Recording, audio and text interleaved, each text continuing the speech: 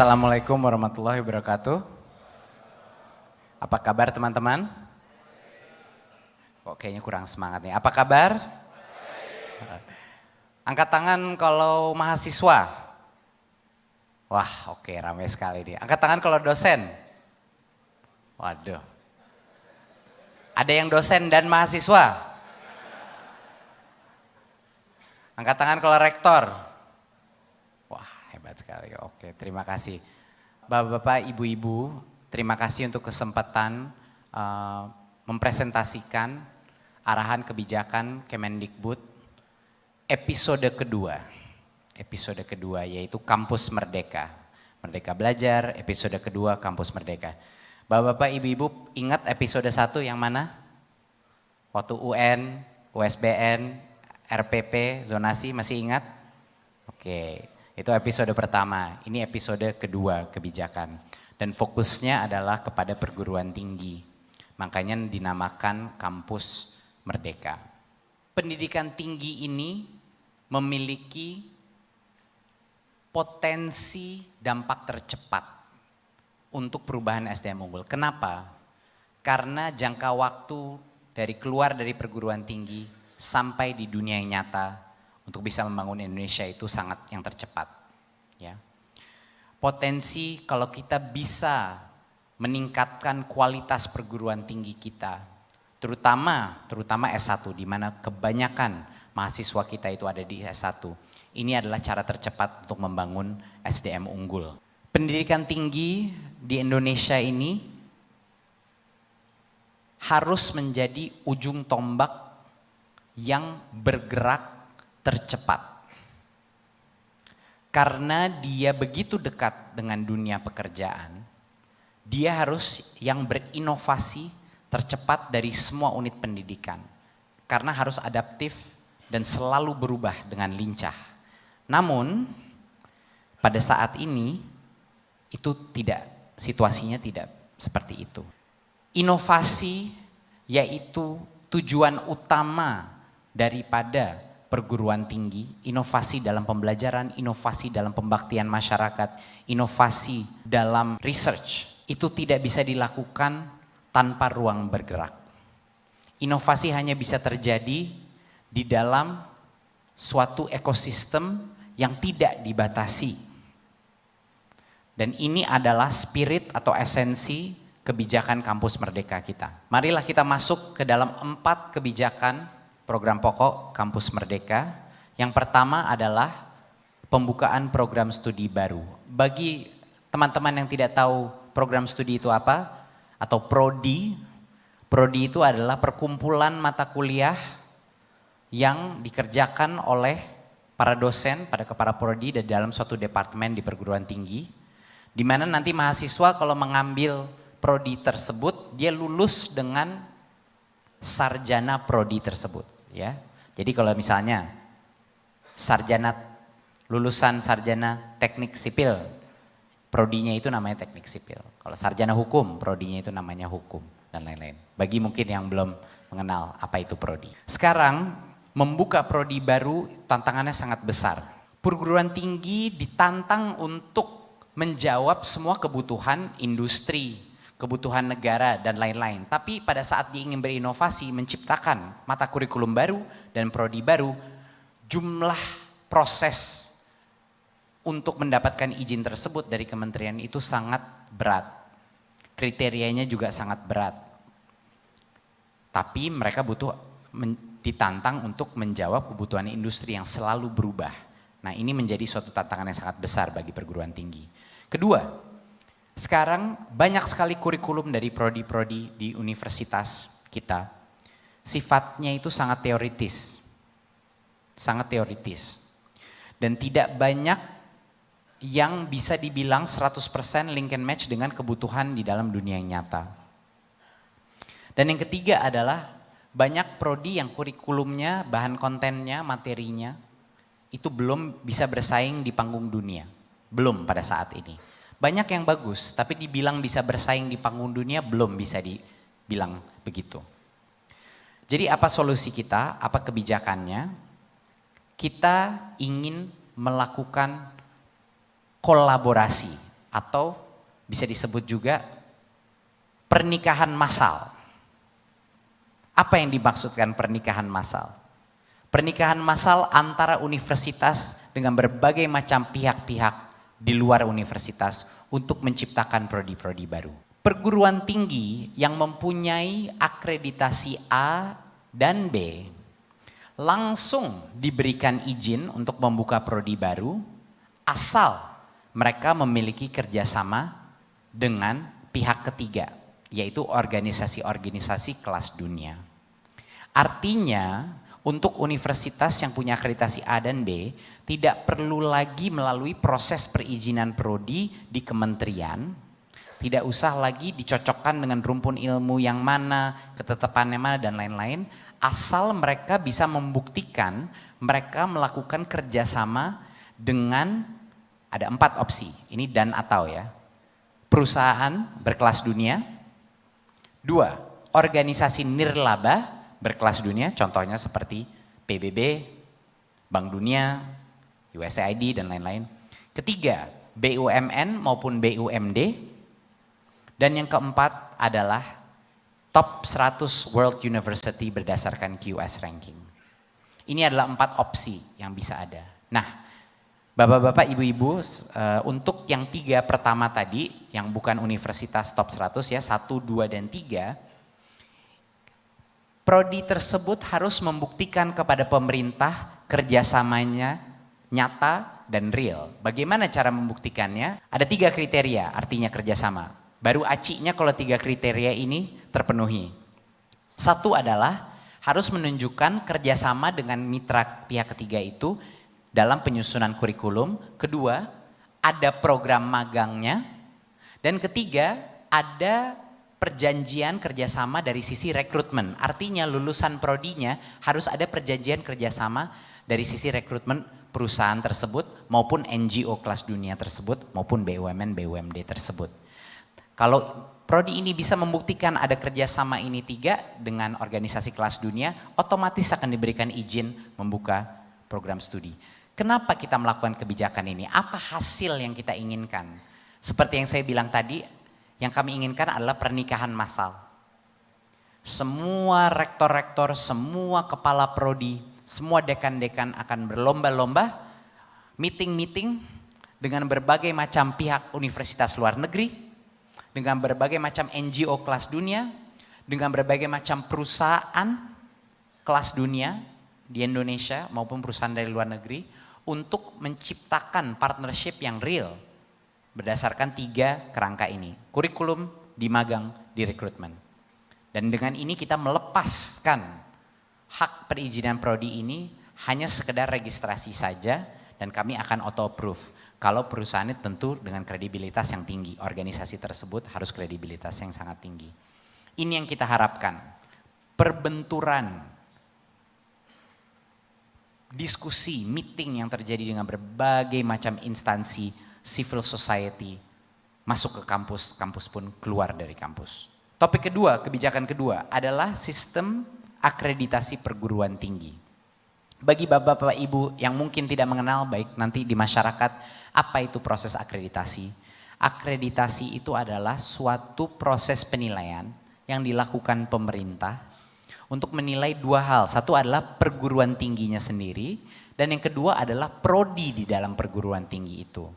Mungkin Bapak Ibu yang tidak mengenal, kadang-kadang kalau kita sebut akreditasinya itu A, B, C. Itulah angka hasil daripada sistem akreditasi tersebut. Apa tantangan yang dihadapi hari ini?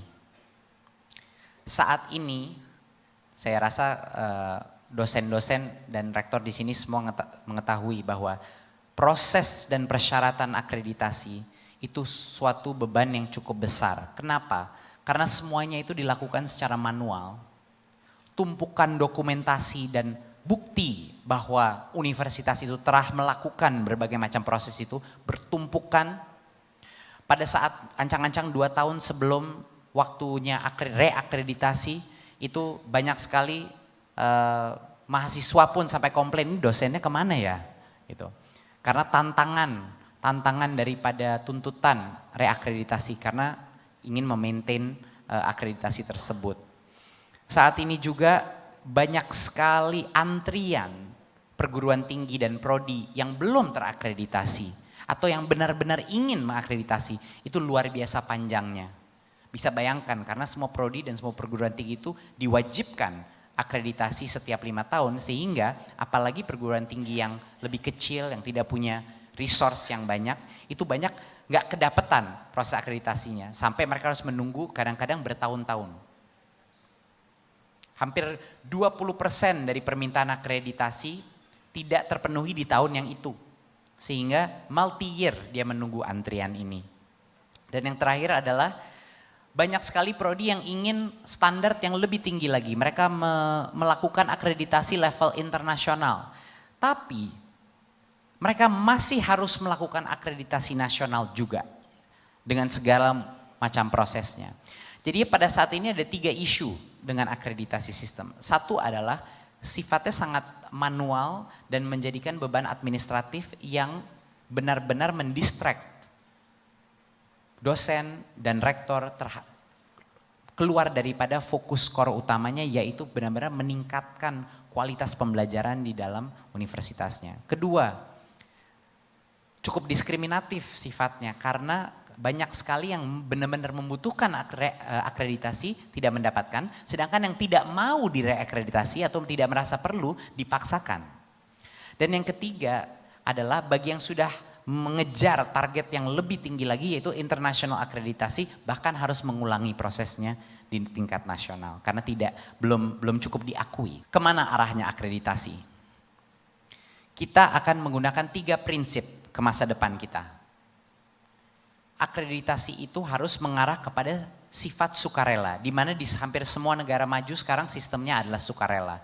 Jadinya kalau saya mau atau butuh diakreditasi, saya akan diprioritize. Tapi kalau saya tidak merasa butuh, itu juga nggak apa-apa. Kedua, mengutamakan, bukan menekankan, mengutamakan peran masyarakat, industri, dan asosiasi profesi untuk melaksanakan akreditasi tersebut. Dan bukan mengutamakan pemerintahan yang melakukan akreditasi tersebut. Kenapa kita ke arah sini? Karena semakin lama, semakin lebih spesifik semua disiplin-disiplin domain knowledge itu. Tidak mungkin pemerintah bisa mengetahui dan menguasai semua domain informasi tersebut, bagaimana mengakreditasi setiap prodi-prodi. Harusnya asosiasilah yang bergotong royong untuk melakukan ini, bahkan lembaga-lembaga akreditasi lainnya. Dan yang ketiga adalah, prinsip ketiga, harus mengikuti best practice international standard. Artinya semakin banyak akreditasi yang diberikan juga diakui secara internasional, semakin baik. Dan kita akan mempush agar sebanyak mungkin akreditasi kita itu diakui di luar negeri, bukan hanya di dalam negeri. Karena sekarang standar sudah global, knowledge sudah global. Dan kita menurut arahan Pak Presiden harus menjadi SDM yang unggul di panggung dunia, bukan hanya di negara sendiri. Jadi apa kebijakannya? Bagi yang tidak membutuhkan reakreditasi dan merasa belum mau naik level ke akreditasi yang tinggi, akreditasi akan diperbarui secara otomatis, akan di-approve secara otomatis. Jadi tidak harus melalui proses ini. Sementara kita transisi kepada tadi standard best practice internasional. Kedua, sekarang reakreditasi karena sukarela, artinya bagi yang siap naik, saya misalnya B akreditasinya, saya mau siap naik ke A, dialah yang akan diprioritize oleh badan akreditasi kami. Dialah yang akan, jadi sifatnya adalah sukarela. Dan yang terakhir adalah bagi misalnya prodi-prodi yang mendapatkan akreditasi internasional, di mana daftar menu itu akan kita share, dia akan secara otomatis mendapatkan akreditasi A dari pemerintah. Dan tidak harus melalui proses lagi di tingkat nasional. Kita akan memilih dan mengkurasi semua. Contohnya, nih contohnya. Ada berbagai macam akreditasi yang sudah diakui di panggung dunia yang akan kami seleksi dan disebarkan. Kalau mendapatkan akreditasi ini, itu otomatis dapat A dan tidak harus mengikuti proses nasional akreditasi. Ya, kita pinjam standar mereka yang standarnya sudah diakui dunia, tidak perlu mereka masuk. Nah, dengan sistem ini banyak sekali perguruan tinggi dan prodi-prodi yang benar-benar butuh akreditasi bisa lompat di antrian akreditasi seperti yang sekarang. Ini benar-benar untuk membantu mereka juga. Tapi itu tidak berarti bahwa pemerintah tidak akan mengetatkan monitoring. Tidak berarti pemerintah tidak akan mengetatkan monitoring. Kapanpun kalau pemerintah mendapatkan pengaduan dari masyarakat atau pemerintah melihat data, misalnya daftar yang masuk jadi menurun secara drastis, atau contoh misalnya daftar pengangguran dari prodi tersebut ternyata meningkat secara drastis. Kapanpun itu dengan data apapun pemerintah boleh melaksanakan reakreditasi kapanpun pemerintah mau. Ini sangat penting karena kalau sudah diberikan auto extension untuk bagi yang sudah ada, harus ada mekanisme di mana pemerintah bisa melakukan secara ad hoc suatu reakreditasi untuk melindungi para mahasiswa dan para student dan juga para dosen di dalam prodi tersebut untuk memastikan kualitas ya. Jadi ini adalah komprominya. Kalau memang bagi yang tidak membutuhkan reakreditasi atau kepengen di situ saja otomatis di-extend, tapi pemerintah berhak melakukan reakreditasi kalau ada dugaan penurunan kualitas. Kita maju ke topik ketiga, yaitu perguruan tinggi negeri. Perguruan tinggi negeri. Sedikit penjelasan bahwa sebenarnya ada 3 jenis status dari perguruan tinggi negeri di Indonesia.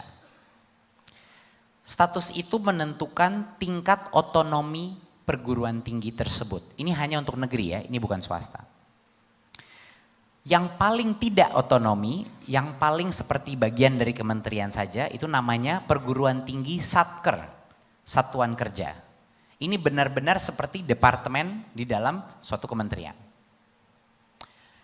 Format kedua adalah BLU, perguruan PTN BLU atau perguruan tinggi negeri Badan Layanan Umum. Di mana lebih ada otonomi, lebih ada kebebasan, kemandirian, tapi tidak full seperti contohnya swasta. Karena itu masih berstatus bagian dari pemerintahan. Yang paling otonomi, yang paling merdeka statusnya adalah yang namanya PTNBH, Perguruan Tinggi Negeri Badan Hukum. PTNBH ini berfungsi seperti hampir seperti swasta walaupun didanai oleh pemerintah. Tapi dia mendapatkan berbagai macam hak yang sama seperti swasta dan otonomi.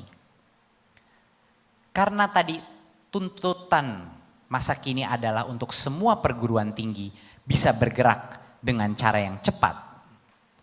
Kita ingin memastikan bahwa sebanyak mungkin perguruan tinggi bisa mencapai status PTNBH agar semuanya bisa compete di panggung dunia. Ini adalah beberapa contoh-contoh benefit yang dinikmati oleh PTNBH yang tidak dinikmati Satker dan BLU lainnya. Saat ini di Indonesia PTNBH itu baru 11 universitas. Hanya 11 universitas yang mempunyai status PTNBH, perusahaan perguruan tinggi negeri. Sisanya adalah BLU dan Satker. Ya. Contoh, Satker itu tidak ada fleksibilitas bermitra dengan industri, melakukan berbagai macam commercial project dengan industri sangat sulit.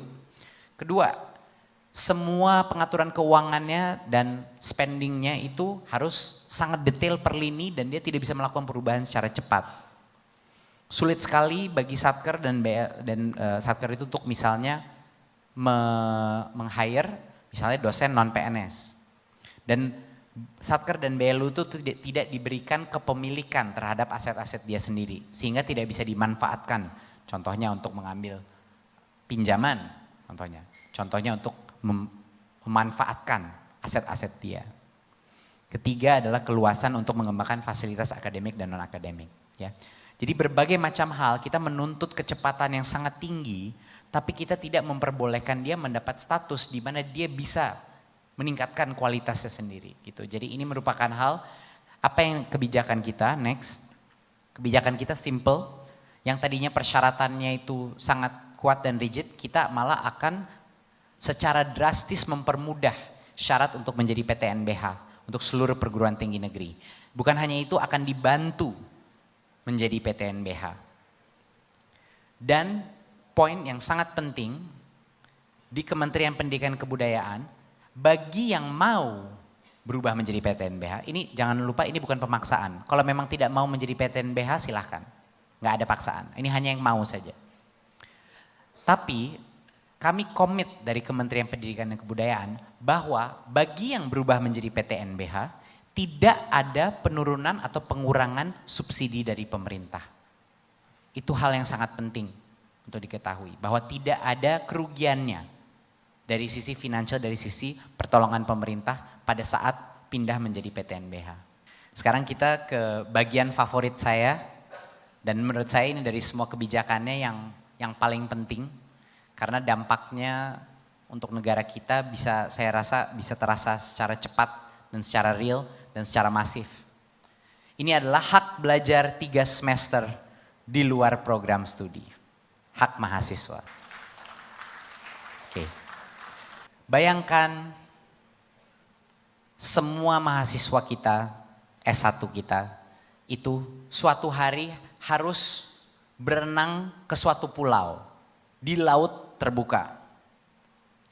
Pada saat ini semua perenang-perenang kita itu hanya dilatih satu gaya saja. Gaya bebas misalnya.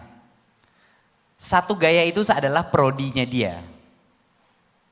Satu prodi 100% dari semuanya di satu prodinya.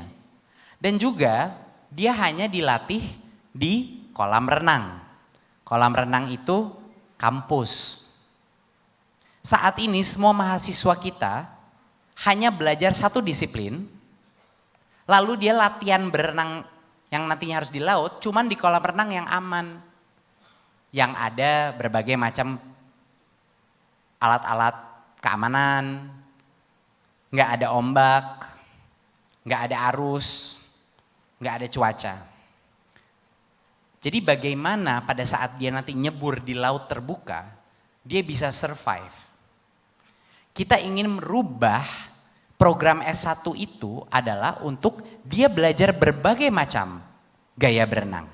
Dia belajar gaya katak, dia belajar cara ngapung, dia belajar berbagai macam ilmu berenang.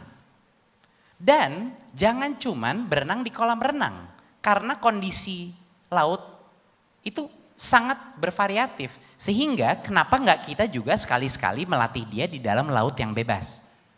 Di mana banyak sekali variability, banyak sekali kondisi untuk melatih kemampuan adaptif dia. Inilah sebenarnya tujuan dari 3 semester di luar prodi ini. Untuk merubah kepada sistem S1 yang bisa benar-benar mempersiapkan mahasiswa kita untuk berenang di laut terbuka, yaitu dunia yang nyata. Next. Mana sih profesi zaman sekarang yang yang hanya menggunakan satu rumpun ilmu saja? Apa profesi zaman sekarang yang hanya menggunakan satu rumpun ilmu? Hampir tidak ada. Semua profesi di dunia yang nyata itu membutuhkan kombinasi dari beberapa disiplin ilmu. Contoh, bagaimana kita mau menjadi insinyur yang baik kalau kita tidak hanya mengerti ilmu teknik, tapi juga ilmu desain. Bagaimana orang akan menggunakan produknya dia, mesinnya dia, dan lain-lain. Bagaimana menjadi pengacara corporate lawyer yang baik kalau kita cuma mengerti hukum, tapi tidak mengerti financial literacy, yaitu akuntansi, corporate financial literacy. Bagaimana menjadi sutradara yang baik kalau kita jago bikin film, tapi nggak bisa memasarkannya ke berbagai macam pendanaan, sumber pendanaan, produser, memasarkannya lewat channel online, digital, OTT, TV, dan lain-lain. Bagaimana mau menjadi arsitek yang baik kalau kita tidak mengenal behavioral psychology, yaitu sosiologi, cara orang berpikir, cara para komunitas hidup, dan lain-lain. Next. Kenyataannya sekarang, sedikit sekali proporsi, jadi mayoritas daripada anak-anak lulusan S1 berkarir akhirnya di tempat yang berbeda. Mayoritas berkarir di tempat yang berbeda. Ya, next. Jadi apa kebijakan kita? Ini adalah 8 semester dari mahasiswa S1. Dari 8 semester itu, kami sebagai kementerian membijakkan untuk perguruan tinggi memberikan hak 3 semester dari 8 semester itu bisa diambil di luar prodi. Saya harus tekankan, ini bukan pemaksaan. Kalau mahasiswa itu ingin 100% di dalam prodi itu adalah hak mereka.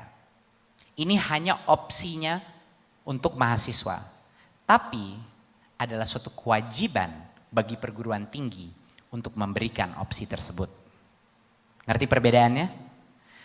Untuk mahasiswa, ini merupakan kebebasan mereka boleh memilih, mengambil sampai dengan 3 semester di luar prodi dia. Tapi tidak dipaksakan, itu opsi bagi mahasiswa, terserah dia. Tapi untuk perguruan tinggi wajib memberikan kesempatan mengambil 3 semester di luar prodi. Dari 3 semester itu, 2 semester harus diberikan jaminan hak kepada mahasiswa 2 semester dari 3 di luar kampus. Artinya di laut terbuka, di open water. Oke. Ada satu exception adalah hanya untuk bidang kesehatan. Semua bidang-bidang kesehatan, mohon maaf tidak termasuk dalam ini, tapi untuk semua prodi lainnya ketentuan ini berlaku. Apa aja sih contoh-contoh kegiatan yang bisa dilakukan? Kementerian beserta dengan rektor dua-duanya boleh melampu hijaukan atau meng-approve suatu program di luar kampus. Ya, dua-duanya kementerian dan rektor berhak meng-approve program-program di luar kampus. Contohnya seperti apa? Magang, praktek kerja. Bisa mengajar di salah satu sekolah di daerah terpencil. Melakukan research, membantu dosen melakukan project research. Atau bahkan membantu mahasiswa S2, S3, misalnya S3 melakukan PhD-nya, bisa juga penelitian. Mahasiswa itu bisa bekerja sama dengan dosen untuk menciptakan salah satu kurikulumnya sendiri, suatu project independent study. Mereka bisa berkontribusi di desa selama 1 semester bahkan 1 tahun untuk melakukan project desa. Tukar belajar antara universitas dan mancanegara. 1 semester abroad, 1 tahun abroad, bisa. Entrepreneurship. Siswa itu ingin merintis suatu startup, dibina oleh dosen, itu juga diperbolehkan. Jadi approval ini, 2 pihak yang melakukannya, 1 rektor, dan yang kedua adalah kementerian. Ya, kita akan membuka. Ini penting sekali. Kayak gimana sih contoh-contoh permutasinya? Ada anak mungkin mau magang 6 bulan di startup, lalu dia mengajar di SD di Sulawesi 6 bulan lagi. Lalu dia ingin melakukan research berdasarkan experience dia mengajar dengan satu dosen favoritnya dia. Ada anak mau magang di bank, lalu dia melakukan pertukaran pelajaran di universitas di Singapura yang khusus mengenai banking atau finance. Ada anak dia melakukan pertukaran pelajar di Australia, di situ dia jatuh cinta dengan teknologi. Akhirnya dia kembali 6 bulan berikutnya dia menggunakan merintis suatu startup fintech, tapi kurang sukses startupnya, akhirnya dia kerja mau magang di salah satu startup fintech untuk belajar dulu sebelum mungkin melanjutkan entrepreneurship-nya dia. Ada berbagai macam permutasi yang bisa dilakukan dan ini nggak semuanya harus nyambung ya, dia bisa bolak-balik. 1 semester di kampus lagi dan itu terserah rektor bagaimana mengaturnya. Itu adalah prerogatif rektor bagaimana mengaturnya. Jadi, kita ingin menciptakan dunia baru, di mana yang namanya S1 itu adalah hasil dari gotong royong seluruh aspek dari masyarakat. Bukan hanya perguruan tinggi yang sekarang bertanggung jawab atas pendidikan anak-anak mahasiswa kita. Perusahaan harus berlomba-lomba melakukan joint curriculum, joint recruitment dengan universitas.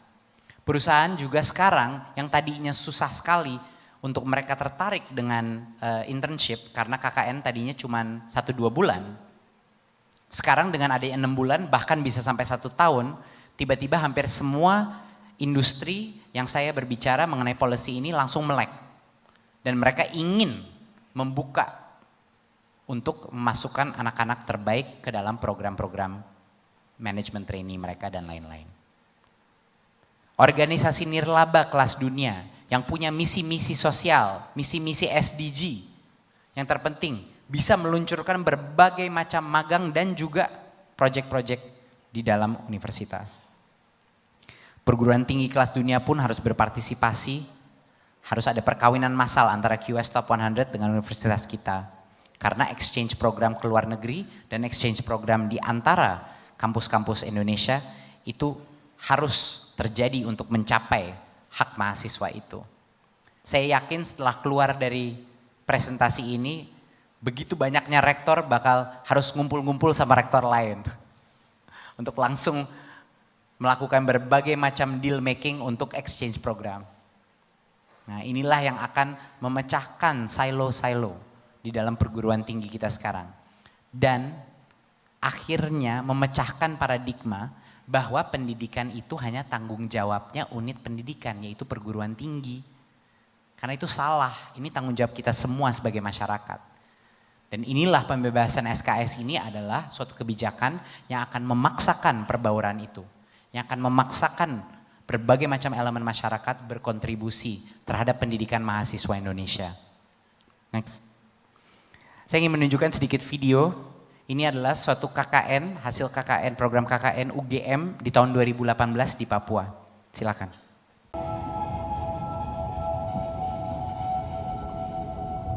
Saya masih ingat betul. Waktu itu mereka datang ke kami ke kampung.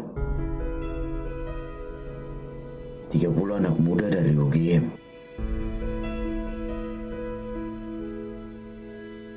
Datang bagi pengetahuan baru untuk semua di sini.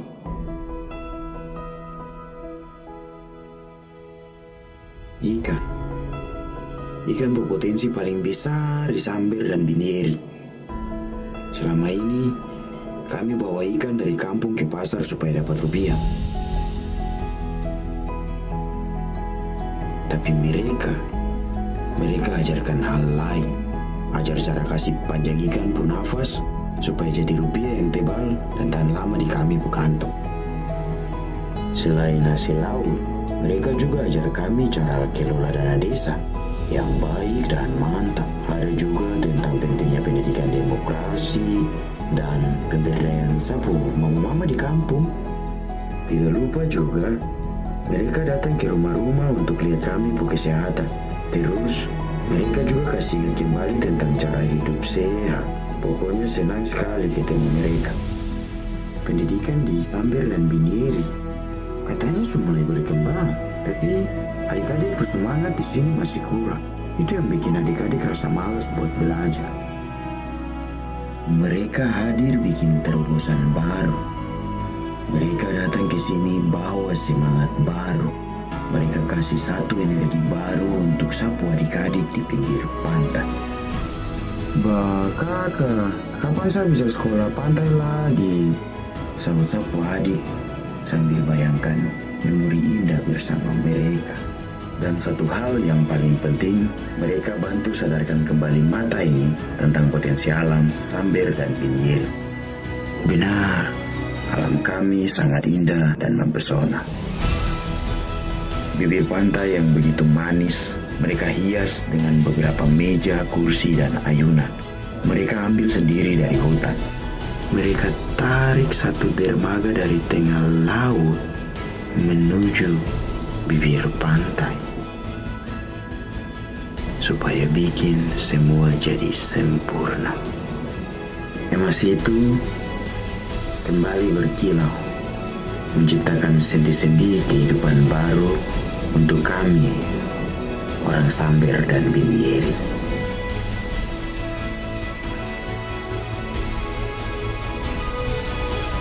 Kasumasa, itu yang keluar dari mereka Apu Bibir ketika menutup perjumpaan yang paling berarti ini. Sebatang emas berhasil mereka poles kembali, dan sekarang Samber dan Binieri menjadi bersinar dan penuh harapan. Kasumasa kakak, Kasumasa.